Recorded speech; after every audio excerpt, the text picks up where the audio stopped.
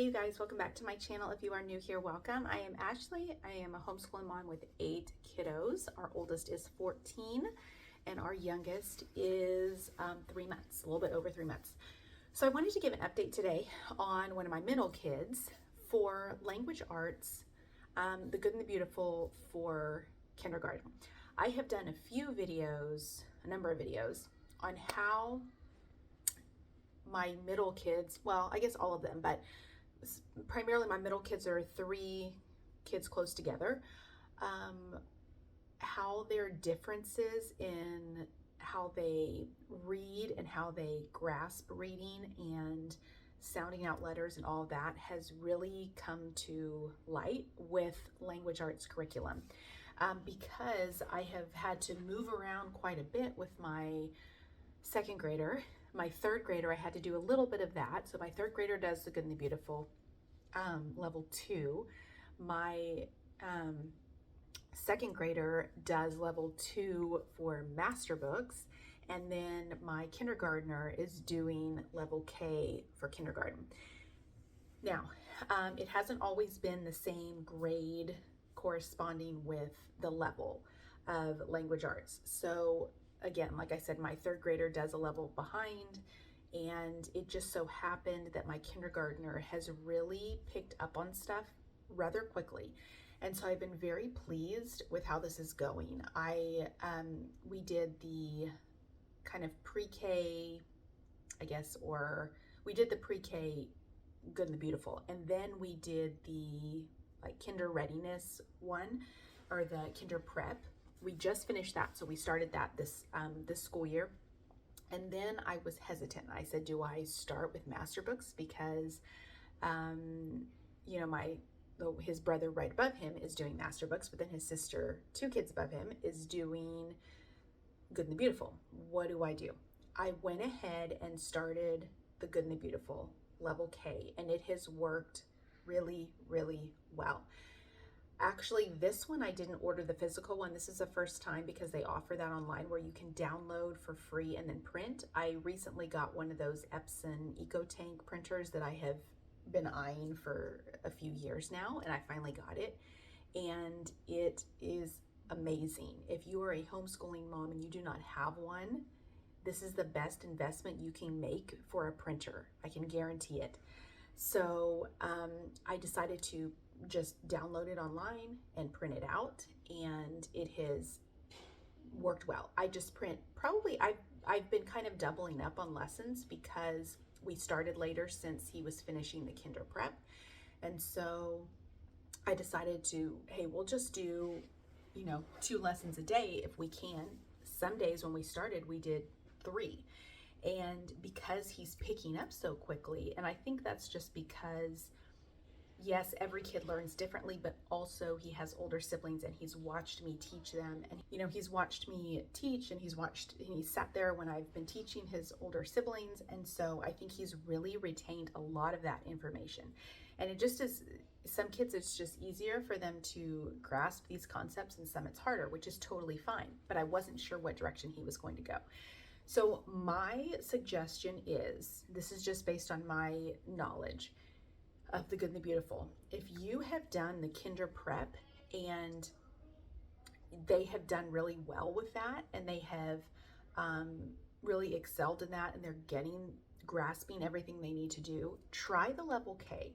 Don't assume that because maybe one of your other kids does better in a different language arts, that this kid would do better in a different language arts. Try them because it is easiest to do, to continue on with the same curriculum.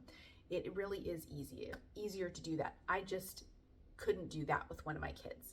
And so it is a very good transition. The pre-K specifically, pre-K to kinder prep to level K is a very smooth transition. So I recommend doing that if you are on the fence about changing, unless your kiddo does not do well or did not do well with the Good and the Beautiful overall for either the level or the kinder prep or the preschool pre-K.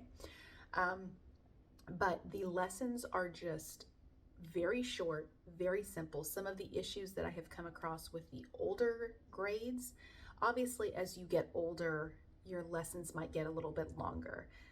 But as far as comparing it, you can't really compare it to the middle school level. You can't really compare it to the high school level. You can't compare it to a 5th grade level even. But for a kindergarten level, it is very well put together. It does all of the concepts that need to be done. It does not have a whole lot of stuff that takes up a lot of time. And I'll be honest, some of the things, if it's repetitive, I will skip over it because I know that he knows how to read that, or I know that he knows how to sound out those things. Or if it's a game that is just all time consuming and just trying to fill up time, I will sometimes skip that and he won't even notice. So it is something that I kind of let him, or, do you want to do this game or do you want to be done for the day? We can do either. I give him that option. And that is kind of what I've learned too, is that sometimes you don't necessarily have to eliminate a curriculum, but some of the extra things that are put in there, maybe you can keep the same curriculum, but maybe it's a small part of each lesson that you can eliminate if it's just extra and they don't want to do it anyway. I think I did a flip through, maybe. If I didn't, I will do one. But like I said, it is very consistent and very similar to most of the kindergarten language arts. Now, I did not look into Master Books kindergarten, the level K, because he did so well with the kinder prep. I just kind of made that smooth transition.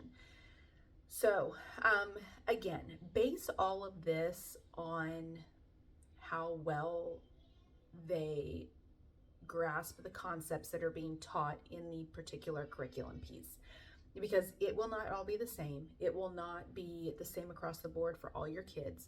There might be one level that they do great in on The Good and the Beautiful, but then you have to switch to something else, just like I have done before.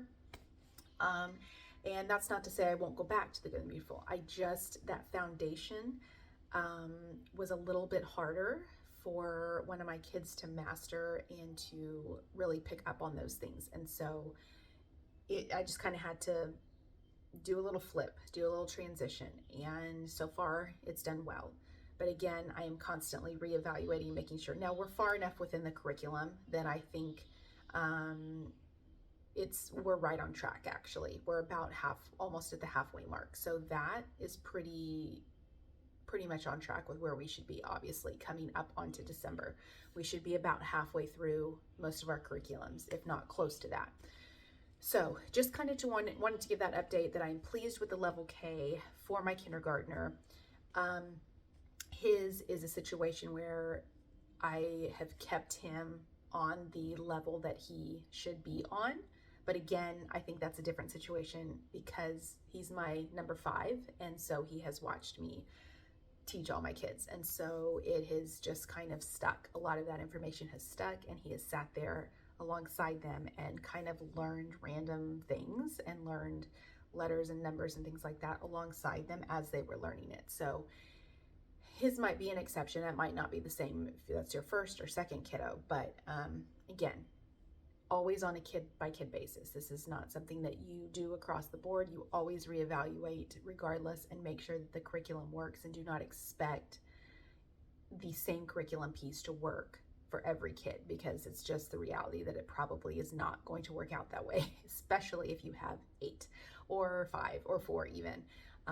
It just might not work that way. So let me know if you have any questions down below about The Good and the Beautiful level K. Like I said, if I did not do a flip through, I will do one to show you how it is set up. But I think I might have done one. But if not, I'll do it. And anyway, yes, let me know if you have any questions down below. And I'll see you guys next time. Take care.